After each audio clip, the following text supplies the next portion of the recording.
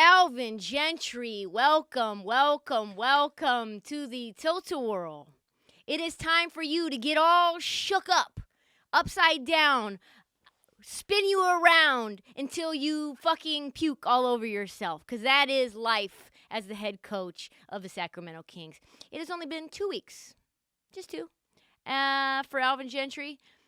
And it feels like already a million years. Things have been changing up and down. Alvin Gentry has been the head coach for the Miami Heat at one point, interim. Detroit Pistons, the LA Clippers, the Suns, and the Pelicans. Oh boy, my guy, Alvin Gentry, good guy, has coached nearly 20% of all NBA teams.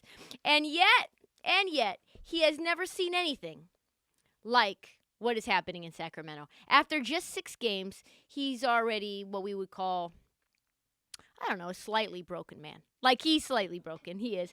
When the Kings fired Luke Walton about a year and a half too late, there was speculation whether this team would respond to Gentry. I was skeptical, not going to lie. Like, I didn't think that was going to happen.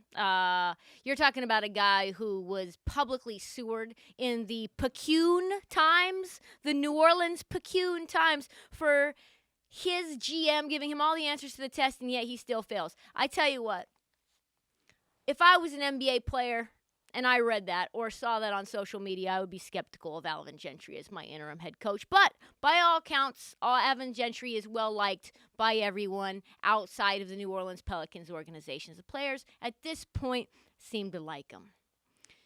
Which means, of course, exactly nothing. Like nothing. Being liked by your player. Yeah, congratulations, you get the popularity award, which I'm sure there are plenty of coaches who say that is about as meaningful as nothing, as a lollipop stick with no lollipop on top. Being liked by your players, of course, helps. Not critical to success, though. Not critical. What is critical to success? Act like you playing basketball. Act like you playing football. Compete. That's what bothers me. Many of y'all are not competing. I need effort. Compete. Go to class. I just left for school telling these kids. Compete. Compete, Sacramento Kings. That's what I need. I need effort. Not for a half.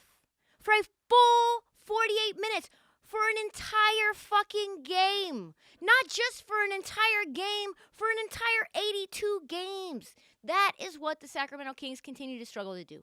They compete for an entire road trip, potentially, and then they lose it for the rest of the season. Because mostly, in my opinion, losing creates losers. Losing creates an environment, a pool, a creek, a stream, whatever you want to call it, a toxic water ravine, where it's just losers upon losers upon losers. And then a winner gets into the pond, and they're like, ooh, this temperature of this losing water feels warm and comfortable. I'm okay with this. I'm fine with this, especially when the going gets tough. Because even Tristan Thompson, NBA champion, is like,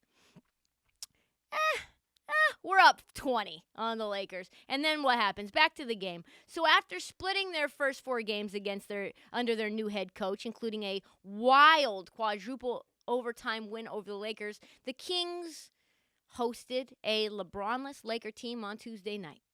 Halftime, things seemed to be going swimmingly. Kings had played decent defense, 61-50 lead, an under special, I might add. And then,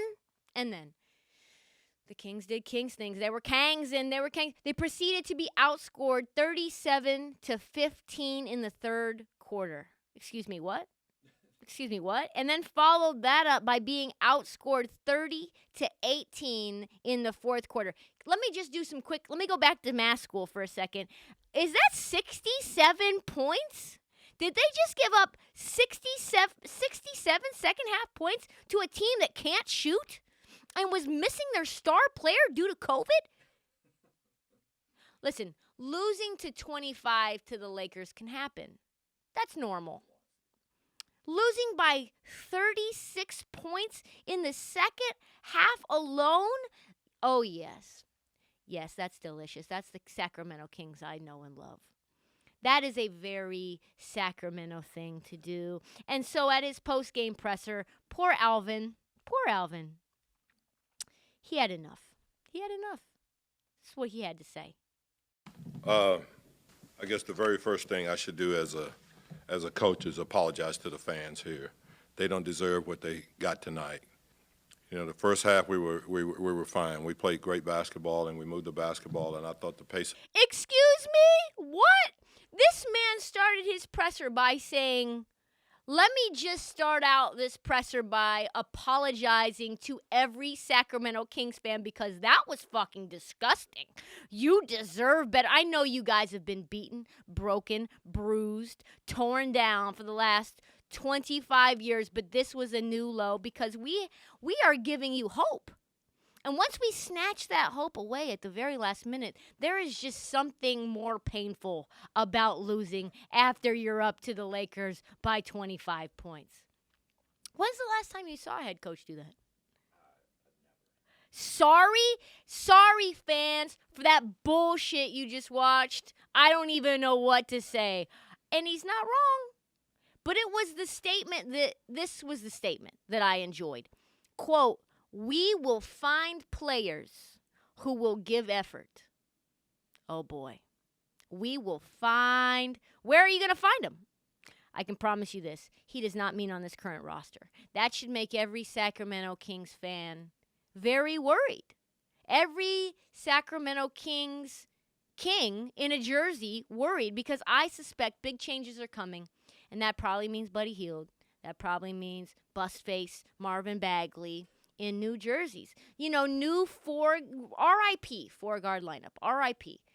And you thought Steven Silas was broken during that 19-game losing streak in Houston? Gentry is currently 2-3 as Kings head coach, which would, at this point, make him one of the best head coaches percentage-wise in Sacramento Kings history. As we said, Luke Walton's was terrible and still number 2.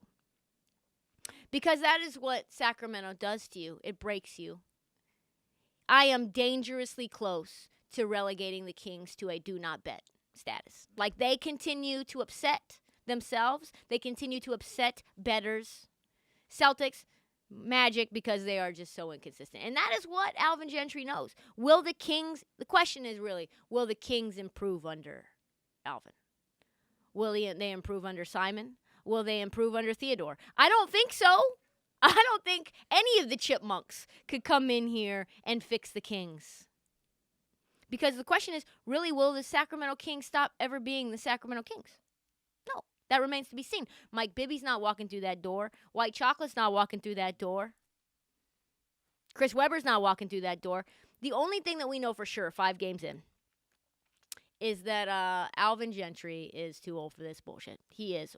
Because you know what they say? He's like, listen, fish rots from the head.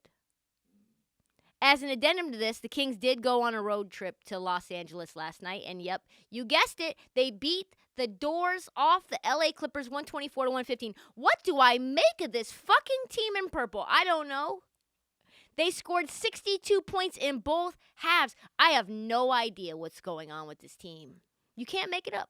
The Kings tilt-a-whirl just keeps spinning, and round we go. And the only thing that we know is that Alvin Gentry now, every now and again, like that Kings fan sitting courtside, is probably going to have to get off and throw up all over himself. That's probably what it is.